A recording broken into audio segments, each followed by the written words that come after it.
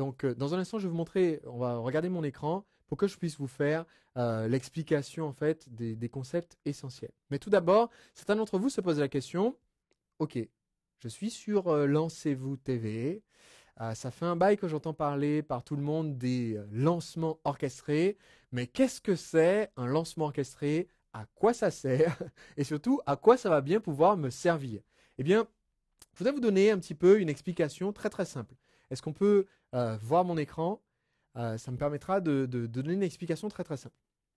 Beaucoup d'entre vous à l'heure actuelle, si vous êtes en train de démarrer votre activité ou si vous l'avez déjà démarré, ce que vous connaissez pour vendre un produit sur Internet, c'est les deux approches suivantes. Deux approches très très classiques. La première approche, c'est un site Internet qui ressemble à ça. Je vais vous l'expliquer dans un instant.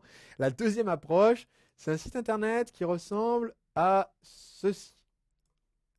Alors, la première approche, c'est celle de la page de vente ou de la lettre de vente. Et c'est celle qu'on trouve très souvent chez les personnes qui ont appris, on va dire, un peu à la vieille école du marketing direct. Le marketing direct, c'est une façon de faire sa promotion et de faire son marketing qui est très très efficace, qui a marché au cours du dernier siècle et qui consiste tout simplement à toujours faire un appel à l'action quand on envoie notre message. C'est pour ça que ça s'appelle marketing direct. On s'adresse directement à notre client, on lui fait une offre, on lui fait un appel à l'action pour qu'il achète.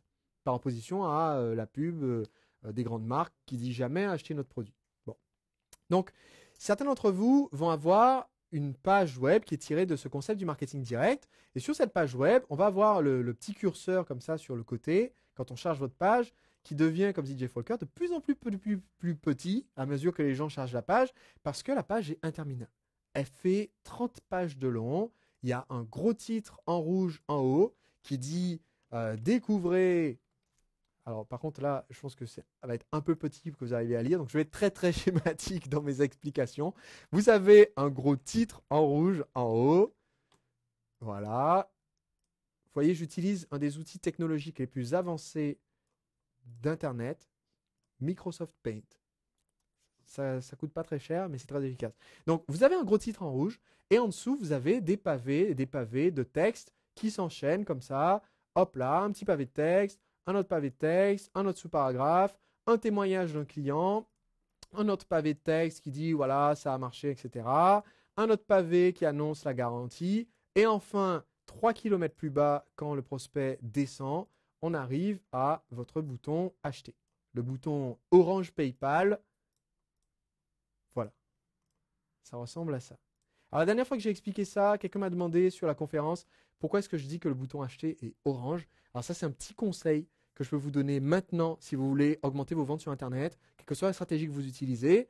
Il y a une société très connue qui s'appelle PayPal qui engrange des millions de transactions par jour. Donc ça fait, depuis le départ de cette société qui a bientôt 10 ans, ça fait des milliards de transactions qu'ils ont pu gérer, donc de ventes qu'ils ont pu gérer. Et c'est une société qui fait souvent des tests. Et en fait, l'ensemble de leurs tests a montré qu'une certaine couleur convertissait mieux quand on mettait le bouton sur une page de commande. Donc à l'heure actuelle, si vous pouvez choisir la couleur de votre bouton sur votre page de commande, eh bien faites en sorte qu'il soit d'un joli doré ou d'un joli orange, parce que c'est ce qui marche le mieux, c'est ce qui attire le plus le clic des gens pour qu'ils aillent ensuite acheter votre produit. Donc ça, c'est une petite astuce en passant, mais qui peut vous être très utile pour augmenter vos ventes. Donc ça, c'est la première approche. Beaucoup de gens ont un site qui ressemble à cette première page que je vous ai, dessinée sur la gauche, et donc qui est une page verticale, comme ça, très très longue, interminable.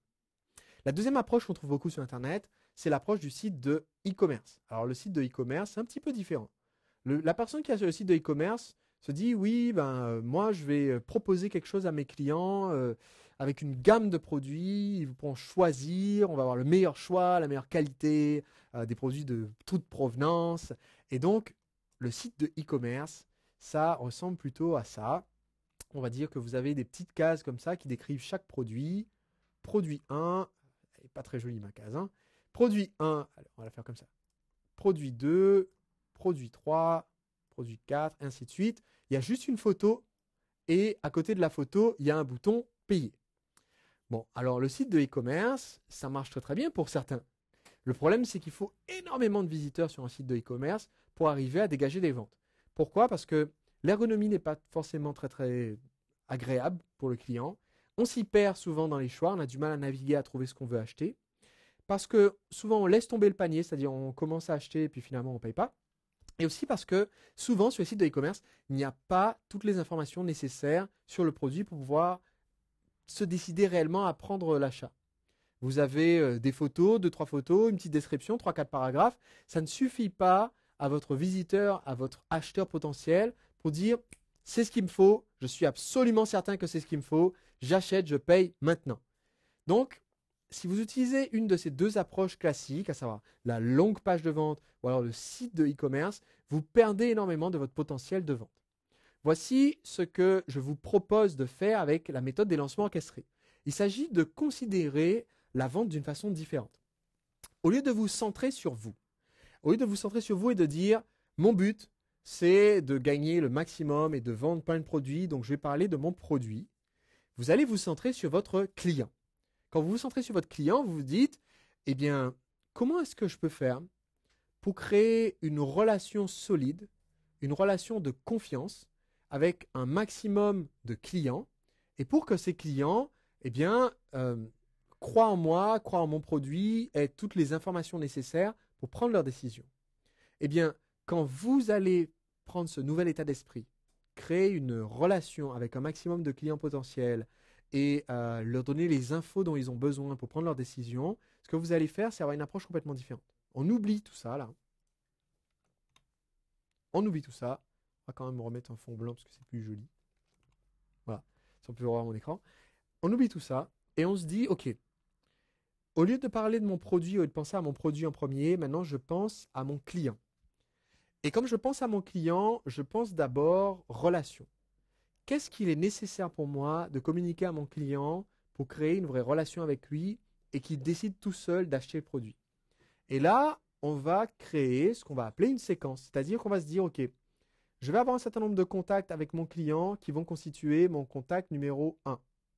Alors, hop là, on va changer un peu tout ça. Voilà, on va prendre du bleu. Je vais avoir un premier contact avec mon client. Ça peut être un premier article de blog, par exemple. Je vais avoir un deuxième contact avec mon client. Dans le deuxième contact, je vais lui donner davantage d'informations. Je vais lui demander aussi s'il a des questions. Je vais avoir un troisième contact avec mon client. Dans ce troisième contact, qui peut être un article de blog, ça peut être une vidéo, ça peut être un enregistrement audio, ça peut être une émission, comme maintenant, ça peut être aussi une webconférence sur Internet.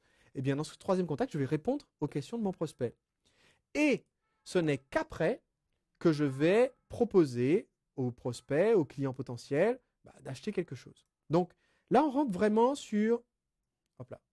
Là, on rentre vraiment sur une relation qui est complètement différente puisque j'ai déjà eu ces 3 premiers contacts-là. J'ai déjà commencé à créer une relation. Et ce qui se passe, c'est que d'eux-mêmes, les personnes, enfin les prospects qui sont intéressés, qui sont des êtres humains, c'est là que c'est important de se concentrer sur la relation, qui sont intéressés, vont se dire, ok, j'en ai appris suffisamment, maintenant je sais que ça m'intéresse et j'achète. Et donc ils ont déjà pris leur décision d'achat et vous n'avez pas à faire une sorte de forcing pour essayer de leur vendre. Et là, banco, ça marche.